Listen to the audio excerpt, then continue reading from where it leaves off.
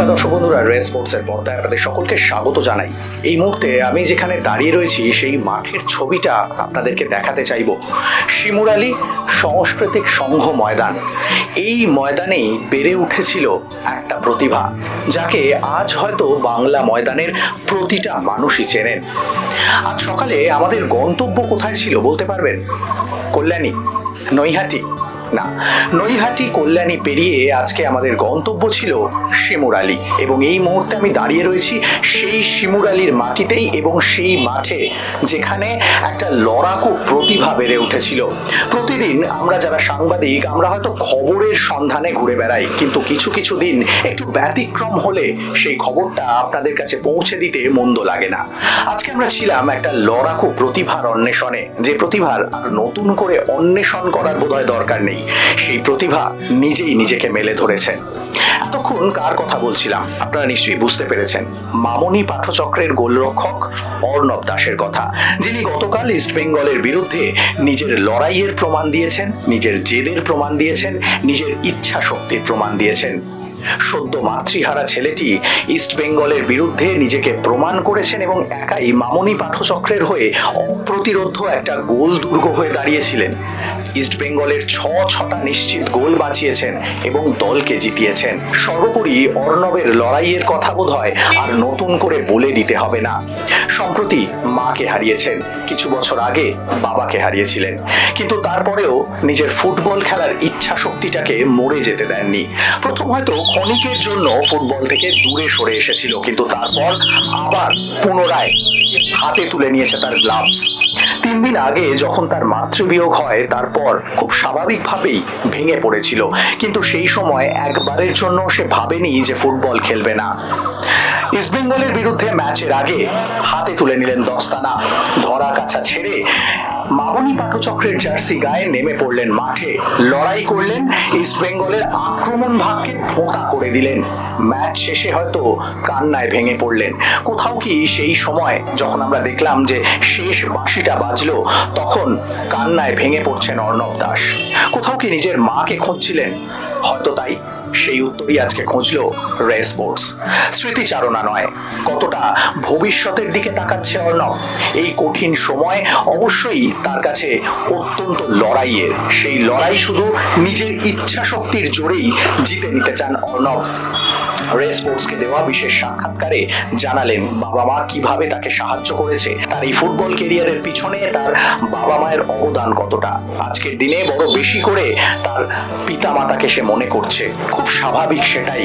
শুধু তাই নয়, নিজের লক্ষ্যের কথা জানালেন। পাশাপাশি আমরা এটাও জানতে চেয়েছিলাম যে তারই উঠে আসা, তারই উত্থান।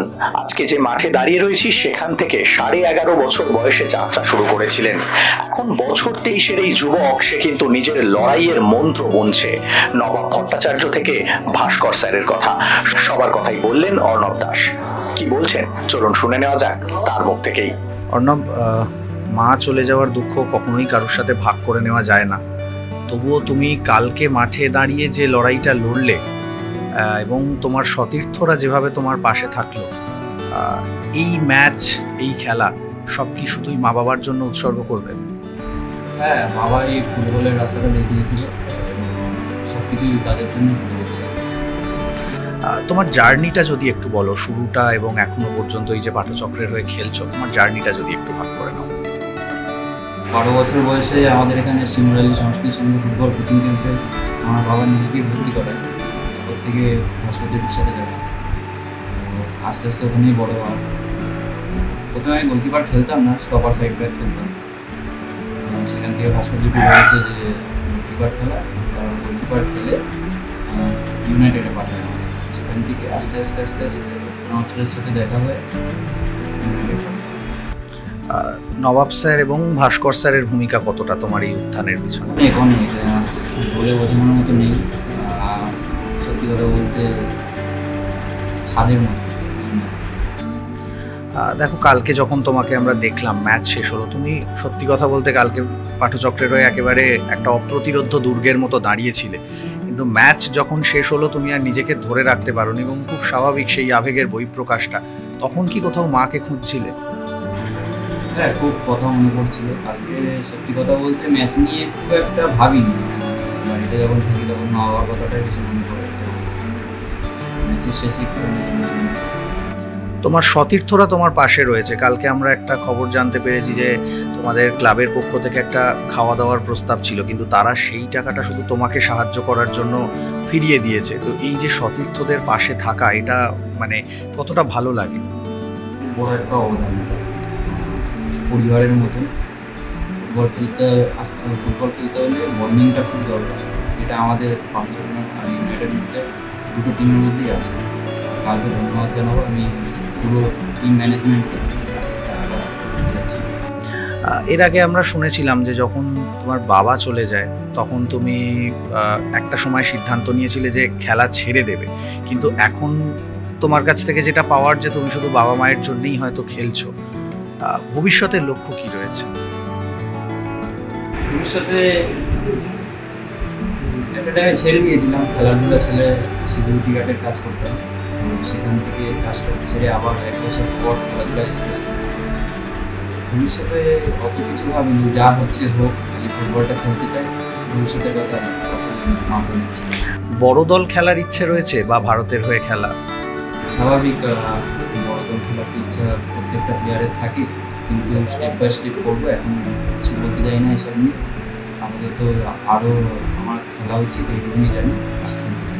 একটা শেষ প্রশ্ন করব, খুব বেশি আর তোমার সময় নেব না, যে পাঠচক্রের হয়ে এখনো পর্যন্ত এবছর যা তোমার পারফরমেন্স, তুমি একটাও গোল হজম করনি এবং একেবারে অপ্রতিরোধ্য দুর্গ তৈরি করে রেখেছো। এর পরে যে ম্যাচগুলো রয়েছে সেই ম্যাচগুলো নিয়ে কতটা আত্মবিশ্বাসী? প্রত্যেকটা ম্যাচ নিয়ে আত্মবিশ্বাস থাকা উচিত, কিন্তু যেটা হয়ে গেছে সেটা নিয়ে ভাবা উচিত না। 4টে ম্যাচ বেরিয়ে গেছে, তো গোল কনসিড করিনি, এর মানে এই না যে 5 নম্বর ম্যাচও এরকম যাবে, হতে পারে গোল খেতে পারে, পার্ট অফ গেম। 4টে ম্যাচ আমি একা ভালো খেলিনি, পুরো টিম ভালো করেছে। আমাদের সকাল লাইনটা ভালো করেছে, আমার একা পছন্দ করলে ভালো লাগে, পুরো টিমকে খেলবে। আর পরের গেম যা হয়ে গেছে, মাথা থেকে এখন বের করে দেওয়া উচিত কী হয়েছে। অন্যদিকে আজকে অর্ণবের বাড়িতে এসে আমরা কথা বলে নিয়েছিলাম তার দাদা অয়ন দাসের সঙ্গে। তিনিও একসময় ফুটবলার ছিলেন, হয়তো বড় ক্লাবে খেলা হয়নি, কিন্তু ভাইকে এগিয়ে দেওয়ার জন্য নিজের স্বার্থ ত্যাগ করেছেন। এখন ভাইয়ের সাফল্য কামনায় দিন গুনছেন। অবশ্যই তিনিও চান ভাইকে একটা বড় জায়গায় দেখতে। দেশের জার্সি গায়ে অর্ণবকে দেখতে মুখিয়ে রয়েছেন অয়ন। কি বলছেন তিনি, চলুন শুনে নেওয়া যাক তার মুখ থেকেই। মাতৃবিয়োগের দুঃখ, সেই দুঃখ কারোর সঙ্গেই কখনো ভাগ করে নেওয়া যায় না, তোমাদের মনের অবস্থাটা বুঝতে পারছি।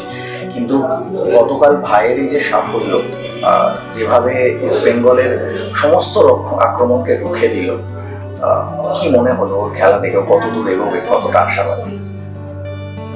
এখন বাবাও চেয়েছিল যে ও একটা বড় একটা জায়গায় খেলুক, বড় হোক, জীবনে খুব উন্নত করুক। আমিও একটা জায়গায় ছিলাম, যদি আমি উঠতে পারতাম হয়তো, কিন্তু বাবার কাছে তো সামর্থ্য ছিল না দুজনকে খেলানোর। যেহেতু ও আমার থেকে বেস্ট ছিল, তো আমিও দেখলাম যে ও অবশ্যই বেস্ট, ও খেলুক, খেলে একটু বড় হোক। কালকের খেলা আমরা বাড়ির সবাই দেখেছি, সবাই ছিলাম একসাথে, খেলা দেখে খুব, আর আমার পক্ষে খুব গর্বিত। আমার ভাই অর্ণব খুবই গর্বিত, আমরা বাড়ির সবাই। যাকে আরও এগোক, জীবনে আরও বড় কিছু করুক, আরও বড় ক্লাবে আমি দেখতে চাই ওকে, আরও ভালো খেলুক, এটাই। তুমি যে এই কথাটা বললে যে ভাই ভালো খেলতো, ওকে এগিয়ে দিয়েছো, এটা কোথাও বড় দাদা হিসেবে ভাইয়ের জন্য স্যাক্রিফাইস? একদম। আমার বাবা যে কর্তব্যটা হয়তো করে যেতে পারেনি কিছুটা, আমি যেটুকুনি পেরেছি, সেইটুকুনি ভাইকে আমি দেওয়ার চেষ্টা করেছি। এবার আমি হয়তো পারছি না, আর এবার ও যদি যতটা এগোতে পারবে, এই যাই হোক, ও জীবনে আরও বড় হোক, এটাই চাই আমি, আরও বড় ক্লাবে খেলুক। এই আজকের দিনে দাঁড়িয়ে যদি একটু পিছনে ফিরে যাই, বাবা মা দুজনকেই হারিয়েছো তোমরা, কিন্তু তোমাদের ফুটবল জীবনে তোমার এবং তোমার ভাইয়ের বাবা মা কিভাবে শুরু থেকে কিভাবে সাহায্য করেছিল, কিভাবে মাথায় হাতটা কিভাবে রেখেছে? আমাদের ছোট থেকেই আমার বাবা নিজেই একজন ফুটবলার ছিল, মানে যেহেতু বড় ক্লাব খেলেনি, যাই হোক টুকটাক এদিক ওদিক একটু টুকটাক কম বেশি খেলাধুলা করেছে, তাই জন্য আমাদের এমনিও খেলার প্রতি প্রচণ্ড টান ছিল আমার ভাইয়ের দুজনারই। এবার ছোট থেকেই মা প্রথমে বলতো না যে তোরা খেলাধুলা কর, তোরা পড়াশোনার দিকেই থাক, যেহেতু বাবা বলেছে যে তোরা খেল, আমি আছি তোদের সাথে, তোরা যতটা পারবি, তোরা নিজের থেকে যত দূর পারবি তত দূর তোরা কর, আমি তোদের পাশে থাকবো। কিন্তু পাশে থাকতে থাকতে বাবা আর তো বেশি দিন থাকলো না। যাই হোক, আর কি বলবো, এখন তো কেউ নেই, ভাই আছে, আমি আছি। যতদূর পারি ভাইকে পাশে থাকার চেষ্টা করব। আর ও তো যাচ্ছে, যাক, ও যত দূর, আমি চাইছি ও আরও ভালো খেলুক। সাপোর্ট আছে, সবার সাপোর্ট আছে ওর সাথে। যেহেতু আমার জেঠু আছে, আমাদের লোকাল যে ক্লাব সংস্কৃত সংঘ চাকদা জোনের মধ্যে, তিনি আমাদের ক্লাবের কর্মকর্তা, গেম সেক্রেটারি একজন। আমাদের পার্থদাও আছে। যাক, ও উঠুক, আমি চাই আরও ভালো ক্লাব খেলুক। আমরা একটা সময় শুনেছি যে যখন বাবা চলে গিয়েছিলেন তখন খেলা থেকে সরে এসেছিল, সেই সময় কি আলাদা করে তুমি উজ্জীবিত করেছিলে, যেহেতু তুমিও একজন ফুটবলার ছিলে? অবশ্যই আমি চেয়েছিলাম। এবারও বলছে আমি কিছু করি আর নাই করি, পড়াশোনা হোক না হোক আমার কোনো অসুবিধা, কিন্তু আমাকে খেলতে হবে। আমার খেলার জীবনের আগে টার্গেট হচ্ছে খেলতে হবে। আমি বলছি তুই খেল, কোনো অসুবিধা নেই, তোর পাশে আমি আছি। কিন্তু যতটা পারবি, মানে বাবা মা নেই, যেহেতু প্রত্যেকটা বাড়িতে একটা সংসার থেকে যখন চাপ আসে তখন বলতে হয় যে দেখ 4-5 বছর তোদের কাছে একটা সময় আছে, আনতেন বাড়ির থেকে যেহেতু সবাই বলে দেখ এর মধ্যে যদি কিছু হয়। কিন্তু ভাইকে আমি যত তাড়াতাড়ি দেখছি রিকভারি করছে, মানে বছরের পর যত যাচ্ছে ও আরও উন্নত হচ্ছে, আমি দেখছি ওর মধ্যে। যাই হোক, আমরা খুব খুশি। লাস্ট একটা প্রশ্ন করবো, ওকে বড় কোন ক্লাবে দেখতে চাইছো বা ভারতীয় দলে দেখতে চাইছো? আমি অবশ্যই চাই তো ভারতীয় দলে অন্তত সুযোগ পাক। আমি চাই ভারতীয় দলে সুযোগ পাক। আর ক্লাব, যে কোনো ক্লাব খেলুক, আমার কোনো ব্যাপার না, অসুবিধা নেই। ক্লাব সব এক, আমার কাছে সবাই সমান। ক্লাবের থেকে আমার কোনো ভিত্তিতে নেই। ইস্ট বেঙ্গল, মোহনবাগান, মোহামেডান, এই তিনটে হচ্ছে সবথেকে বড় ক্লাব। কিন্তু আমি চাই হ্যাঁ, এইসব ক্লাব যদি ডাকে ওকে খেলুক, ওর খেলার প্রতি যদি তারাও সন্তুষ্ট হয়ে থাকে যে ও হ্যাঁ ভালো খেলছে, তাহলে অবশ্যই ডাকবে বড় ক্লাব থেকে।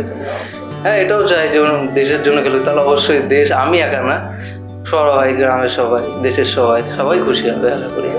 শিমুরালী থেকে সৌরভ মুখার্জি, রে স্পোর্টস।